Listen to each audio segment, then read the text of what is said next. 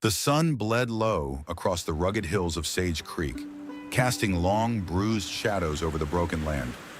The dirt road was empty, save for a battered wagon tilted awkwardly at the side. Its axle snapped clean in two. Beside it stood Ellie Thatcher, wiping dust from her brow, jaw set with the stubbornness of someone who had already survived more than her share of storms. She was alone. Her horse had bolted hours ago, spooked by a rattler, and now the chill of the coming night was creeping in fast.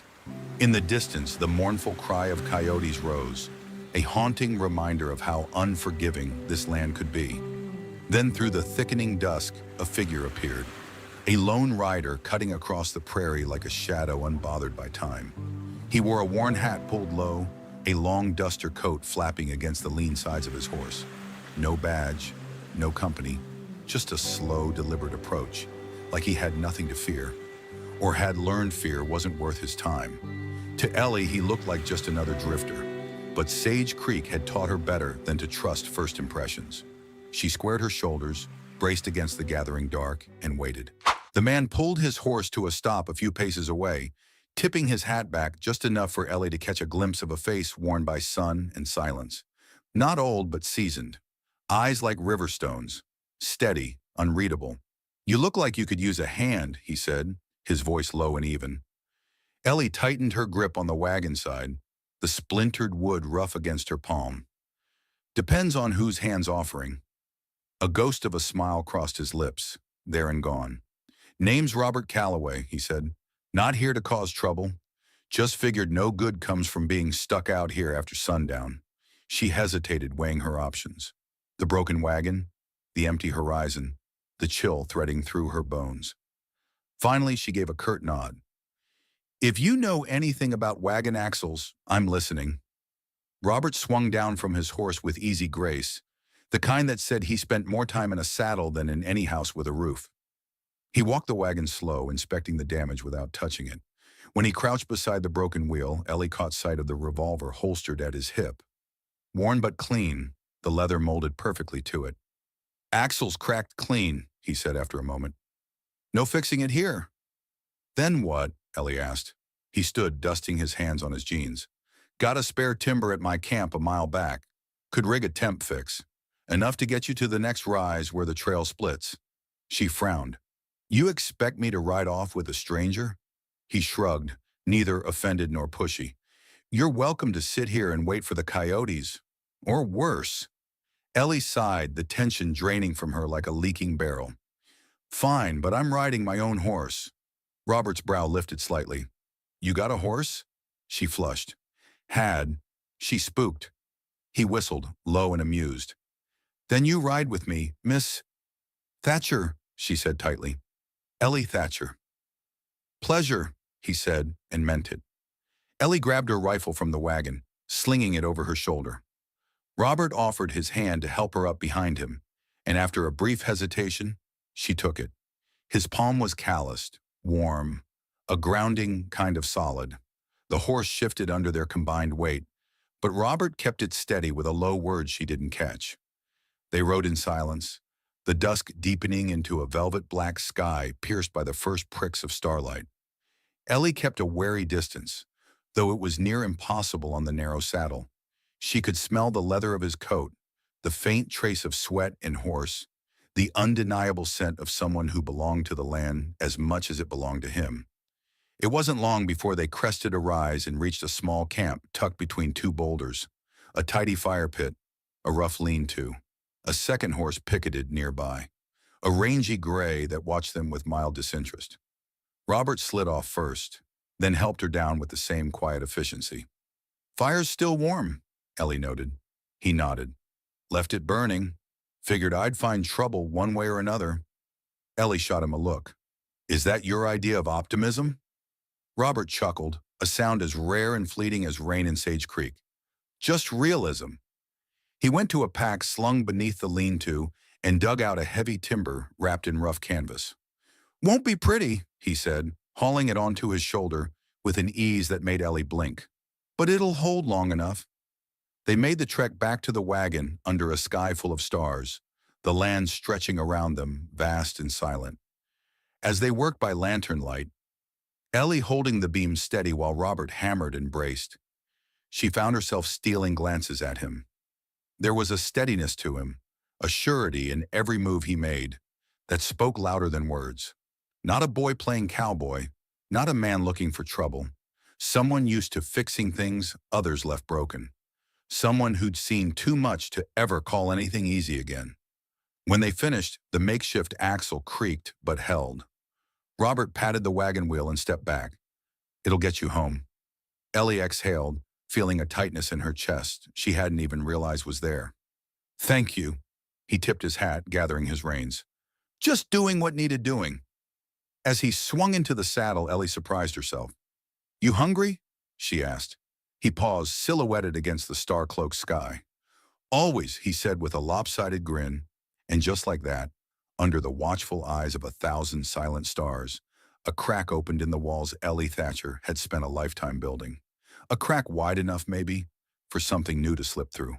The fire crackled low between them, sending up lazy sparks into the velvet black of the Sage Creek night. Ellie ladled out a second helping of stew, thick with beans and rabbit meat, and passed the tin plate across to Robert. He accepted it with a nod, his rough fingers brushing hers for the briefest moment. A flicker of warmth she pretended not to notice. They ate in companionable silence, broken only by the soft clink of cutlery against metal and the occasional pop from the firewood. "You always fix strangers' wagons?" Ellie asked finally, wiping her mouth on her sleeve. Robert shrugged. "Only the ones that look mean enough to shoot me if I don't." A reluctant smile tugged at the corner of her mouth. "Smart man." He ate steadily, unhurried, like someone who knew how to stretch a meal for both taste and necessity. Ellie studied him over the rim of her cup. There was something about him that didn't quite fit the mold of the usual drifters who wandered through Sage Creek. He moved too clean, spoke too careful, carried himself like a man who knew exactly how far he could go and how fast he could get there. "Where were you headed?" she asked. He finished chewing, then set his plate aside. "Nowhere in particular." "Not much of a plan." He glanced at her, the firelight catching the faintest hint of a smirk. "Sometimes, nowhere's the only place a man needs to be." Ellie snorted softly. That sounds like the kind of thing someone says when they don't want to answer. He didn't deny it, just leaned back against a rock and stretched out his legs, hat tilted low over his brow. The stars spun slowly overhead, cold and sharp as glass. For a while, they let the quiet settle between them. Ellie found it almost comforting. Most men filled the air with talk, trying to impress or intimidate. Robert filled it with his presence, steady and unbothered, as if silence itself was a language he spoke fluently. When the fire had burned low and the night grew colder, Ellie rose and dusted off her trousers. "I've got a bunkhouse you can use," she said, half expecting him to decline. Most men wouldn't turn down an offer of shelter, but they'd grumble about the rules that came with it. Robert simply nodded. "Much obliged." They saddled up and rode the rest of the way back to Silver Ridge Ranch, Ellie's patch of hard-won land at the edge of Sage Creek's reach. The house came into view first, its porch light a flickering glow against the dark. The barn loomed behind it, sturdy but worn, like everything else she owned. As they approached, Ellie spotted movement out near the far fence line. A cow gone loose again, no doubt. She made a mental note to check it in the morning. Robert dismounted with easy grace, tethered his horse, and looked to her for direction. "Bunkhouse is there," she said, nodding toward a small outbuilding to the right of the barn. "Spare cot, water barrel, old stove if you know how to coax it." "I'll manage," he said simply. She hesitated, thumb running absently over the strap of her rifle. "You planning to move on tomorrow?" Robert adjusted his saddle blanket over the rail. "If that's what you want."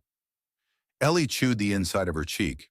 She wasn't in the habit of trusting easy, especially not when it came to men who showed up out of the dusk with nothing but a quiet voice and a steady hand. But something about Robert Calloway felt different, dangerous maybe, but not in the way most men were. Not a threat to her safety, a threat to her walls. "I could use help for a few days," she said at last. "Fence is falling apart, barn roof leaks like a sieve, and Dusty, my mare, needs her leg looked after." Robert tipped his hat back, revealing eyes dark and fathomless. Then I'll stay a few days, and he said. Something unspoken passed between them then. Not a promise. Not yet, but something close. Ellie turned toward the house, boots crunching on dry earth. Breakfast at first light. If you're late, you don't eat. He chuckled low behind her. Understood. She didn't turn around as she climbed the porch steps, but she could feel him watching. Not possessive, not invasive. Just steady.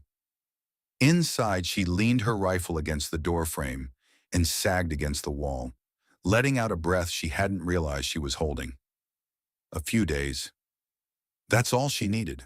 A few days of help, then he'd be on his way, and Sage Creek would slip back into the same lonely rhythm it always had. And yet, as she peered out the window into the dark, where Robert moved like a shadow toward the bunkhouse, she wondered if the land itself wasn't holding its breath too. Waiting. For what, she couldn't say. But something had shifted tonight, and nothing in Sage Creek ever shifted without a storm following close behind.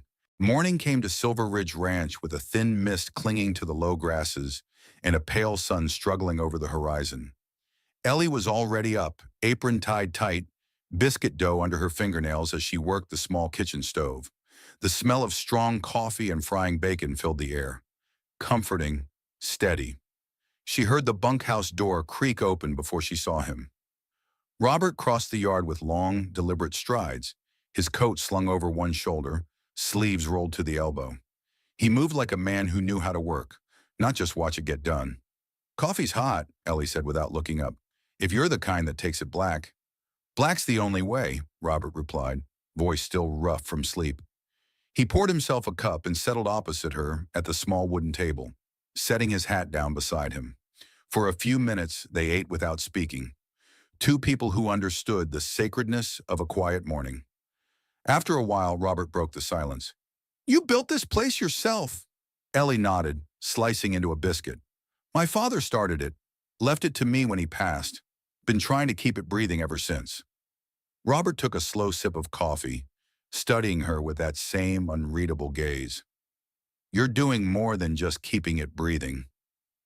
Ellie shrugged one shoulder. Sometimes it feels like that's all I'm doing. Patch a fence here, mend a roof there, fight off whatever's coming next. His mouth twitched, almost a smile. Life's like that. Maybe for some, she muttered. For others, it feels like life's the one doing the fighting. They finished breakfast, and by first light they were walking the perimeter fence together, assessing the damage. Ellie pointed out posts leaning like old drunkards and strands of rusted wire that barely hung on. Robert listened more than he spoke, nodding here and there, occasionally crouching to examine the ground like he could read its history from the dust. You get much trouble out here? He asked as they walked. Ellie sighed, pushing her hat back with the edge of her wrist. Not until lately. Robert glanced at her sideways. Trouble's got a name? Her jaw tightened. Wade Easton. At the sound of that name, even the birds seemed to fall silent for a beat. Heard of him, Robert said finally. Then you know he doesn't take kindly to people saying no. Robert hooked his thumbs into his belt. And you said no. Every time he comes sniffing around, offering to relieve me of the burden of this land, she said bitterly. Last month, he sent men to lean on me, broke 2 gates, spooked the cattle. Robert's gaze darkened. What did the sheriff do? Ellie barked a humorless laugh. Sheriff's got both hands tied with Easton's coin. Justice only rides one way in Sage Creek. They reached the back corner of the property where the fence dipped dangerously low. Robert tested it with his boot, then crouched down to inspect the posts. We can brace this, he said. Might buy you a season or 2. We? She teased, arching a brow. He looked up at her, and for the first time there was no guarded distance in his expression, only something steadier. Something that settled in her chest in a way that was both terrifying and comforting. We, he said simply. Ellie swallowed hard, shoving her hands deep into her pockets to hide the sudden tremor in her fingers. They spent the day hauling wood from the old shed, digging new post holes, and stretching wire under a sun that grew hotter with each passing hour. Robert worked without complaint, his strength quiet but undeniable. More than once, Ellie caught herself stealing glances at him, at the way his shirt clung to the hard lines of his back, at the ease with which he lifted and swung heavy beams. It had been a long time since anyone had shared the weight of this land with her, and she hadn't realized just how heavy it had become. By late afternoon, sweat slicked their brows and their arms ached, but the fence stood firm. Ellie leaned against a post, wiping her sleeve across her forehead. "Not bad for a day's work," she said. Robert set down the hammer, rolling his shoulder with a grimace. "Could use a whiskey the size of a watering trough." Ellie laughed, a real one this time, and Robert looked at her like he hadn't heard laughter in years, like it was something rare and precious. The moment stretched between them, full and fragile, until a low rumble on the road snapped it apart. They both turned as a cloud of dust rose in the distance. A rider coming fast. Ellie's stomach twisted. Robert stepped forward, hand instinctively dropping to the butt of his revolver. The rider pulled up hard near the gate, a young stable boy from town, panting and wide-eyed. "Miss Thatcher," he gasped. "Easton's in town. He's at the saloon, talking big. Says he's coming for your place before the month's out." Ellie felt the blood drain from her face. Robert didn't say a word. He just looked at her. Steady, sure. "What do you want to do?" he asked. Ellie straightened, pulling herself taller against the rising fear clawing at her throat. "We fight," she said, voice low and certain. Robert nodded once, the ghost of a grim smile playing at his mouth. "Then we best get ready." As the boy rode off and the dust settled, the wind picked up again, carrying with it the first whispers of a coming storm. And this time, Ellie knew she wouldn't be standing alone. Not anymore. By the time the sun sank behind the jagged hills of Sage Creek, the town was already humming with trouble. Word traveled faster than wildfire in a place like this, and by the time Ellie and Robert rode in, every eye in the saloon turned to mark their arrival. Robert dismounted first, tying their horses at the hitching post with slow, deliberate movements. Ellie swung down after him, her palms sweaty against the worn leather reins. She hated this, hated stepping into a room already loaded with judgment and whispers. But hate didn't change facts, and facts needed facing. The wooden floorboards of the saloon groaned under their boots as they entered. Smoke hung thick in the air, curling around the low murmur of conversations that died out the moment they crossed the threshold. Wade Easton was easy to spot. He stood at the far end of the bar, a whiskey glass dangling from two fingers, leaning in too close to a rancher Ellie recognized. Hank Remy, a man one bad season away from losing his spread. Easton's voice carried, smooth as snake oil. "You can fight the dust, Hank," he was saying, "but you can't fight time. Better to sell now, while you still got something worth trading." The rancher shifted uncomfortably, eyes darting toward Ellie and Robert. Wade turned too, a slow, oily smile spreading across his face when he saw them. "Well, look what the wind blew in," he drawled. "Miss Thatcher and her new hired hand." Robert said nothing, just took up a post near the doorway, arms crossed, every inch of him radiating quiet danger. Ellie stepped forward alone. She wouldn't let Wade think he could scare her back into a corner. Not this time. "You sent men to my ranch," she said, voice low but clear. Wade took a leisurely sip of his whiskey. "You sure about that, darling? Maybe you just had a run of bad luck." The room tensed around them. Even the bartender paused in polishing a glass. Ellie's hands curled into fists at her sides. "You think you can scare me into selling?" "I think," Wade said, setting his glass down with a soft clink, "you're about 2 bad harvests and 1 dry well away from begging me for an offer." He took a step closer, and for a moment, the smell of tobacco and leather filled her nose. "But I'm a generous man," he murmured. "I'll still take that land off your hands, maybe even let you stay on as help." A ripple of ugly laughter ran through the saloon.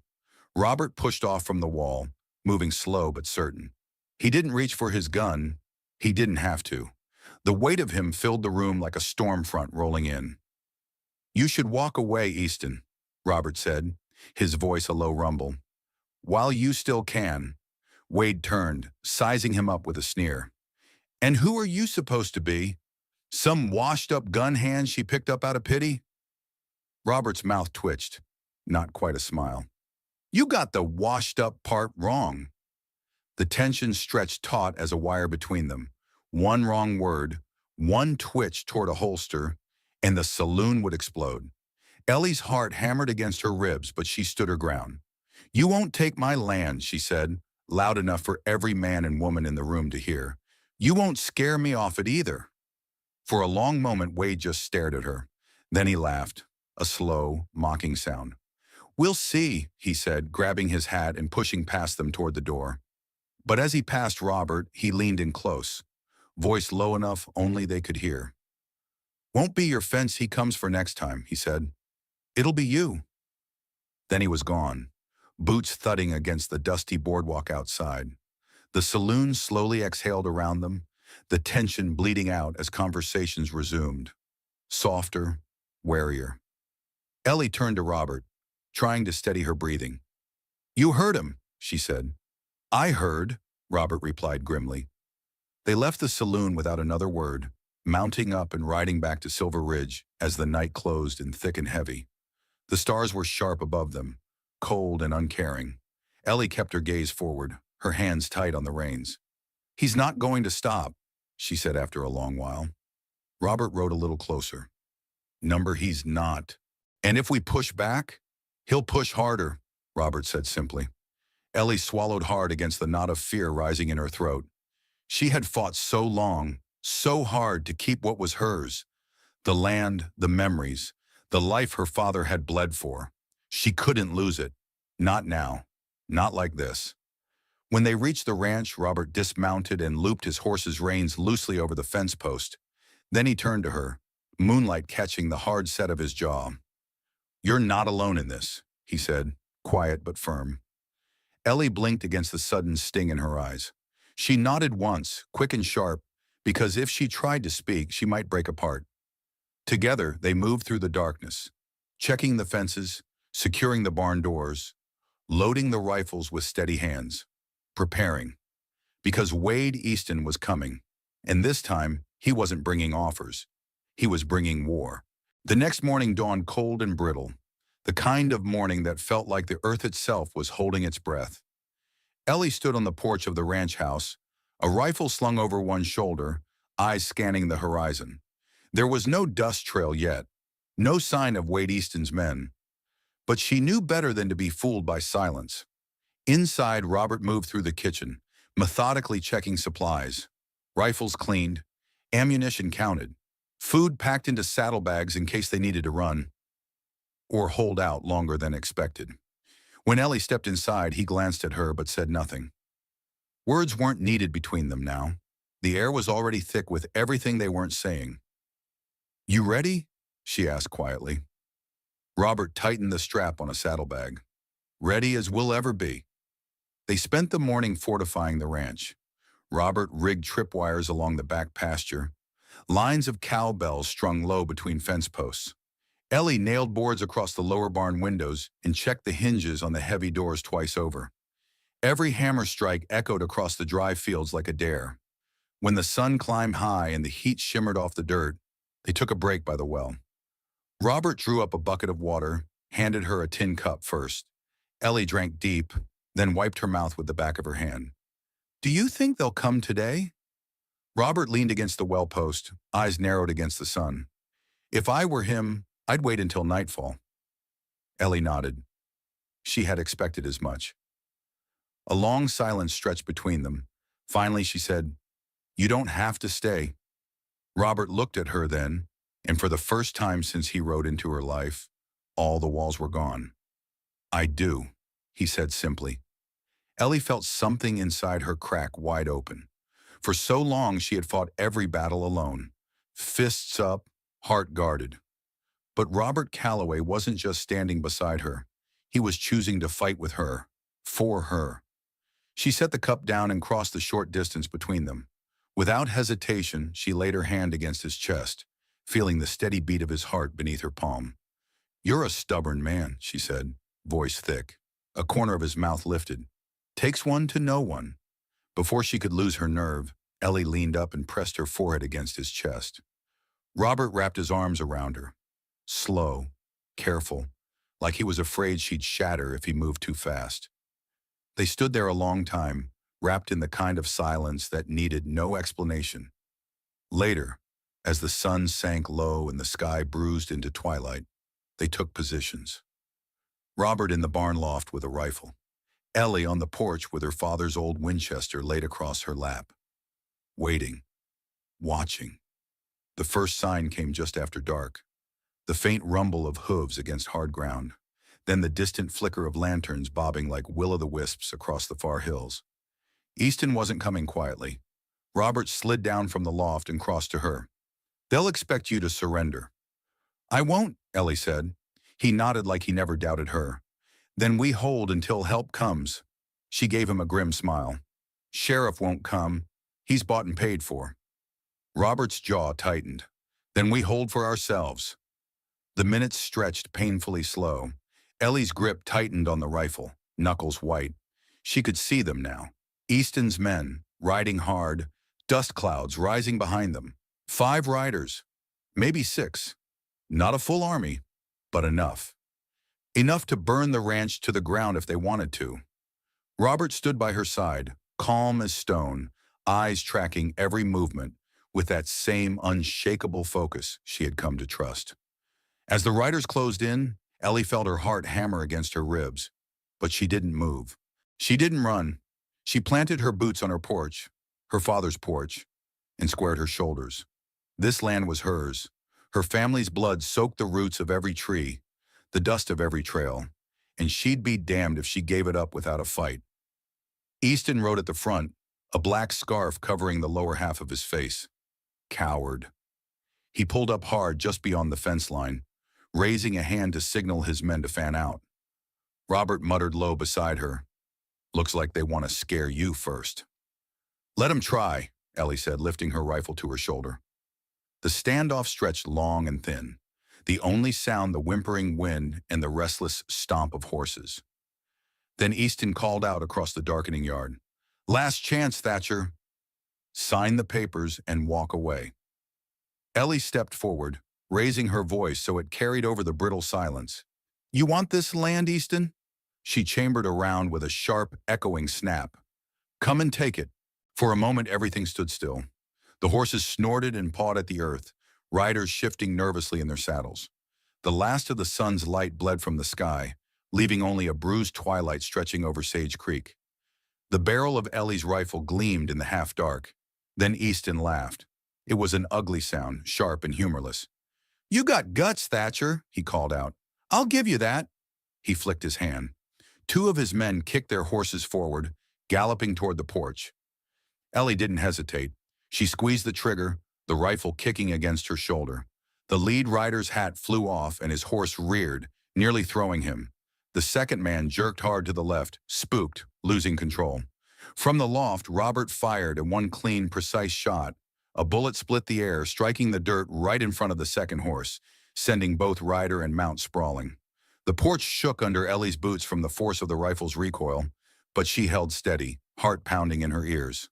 "Fall back," Easton bellowed, yanking his horse into a tight turn. But it was too late for neat retreats.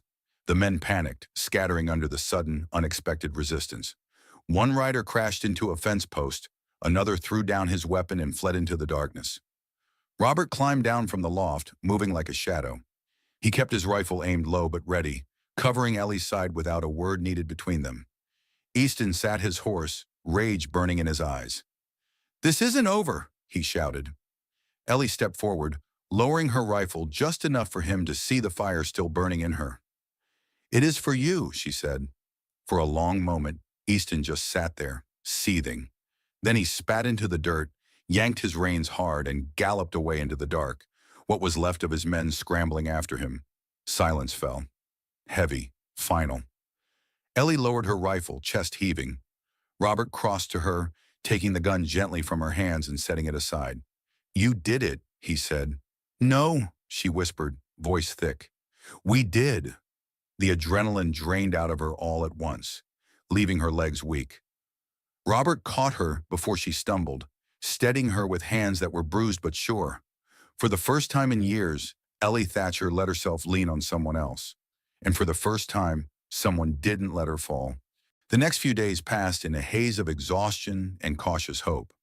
The sheriff came by, grumbling but making it clear that, with Easton exposed and several witnesses willing to talk, the land grab was over, at least for now. Robert stayed. He patched the broken fences, helped repair the porch rail Easton's men had splintered, mended the barn roof they had riddled with bullets. He stayed through every sunrise and every quiet supper, through every rebuilding, every scar that needed stitching, every hollow silence that needed filling. He stayed. One evening, as Ellie stood by the corral watching Dusty graze under the wide purple sky, Robert joined her. "You ever think about selling after all this?" he asked quietly. Ellie shook her head. "This land, it's more than dirt and wood and water. It's memory. It's blood. It's home." Robert nodded, silent for a long time. Then he pulled something from his pocket. A simple silver band. No jewels, no grand flourish. Just solid, worn a little at the edges, like something that had waited a long time for the right hand. "I don't have much left to give," he said, voice rougher than usual. "No fortune, no big name, just this place and myself." Ellie blinked, her throat closing tight. Robert cleared his throat, looking almost shy for the first time. "But if you'll have it, if you'll have me, I'd like to stay for good." Ellie didn't answer with words. She took the ring from his hand, slipped it onto her finger, where it fit as if it had been made for her, and then rose onto her toes to kiss him. Soft where sure, the kiss of two people who had bled and fought and stayed. When they finally pulled apart, Ellie smiled up at him. "Home's not a place, Robert," she said. "It's who you come back to." Years later, the ranch stood stronger than ever. New fences, new horses, new life. Children ran through the fields. The barn echoed with laughter and music during long summer nights. And at the edge of it all stood a sign, hand-carved and weathered by the years.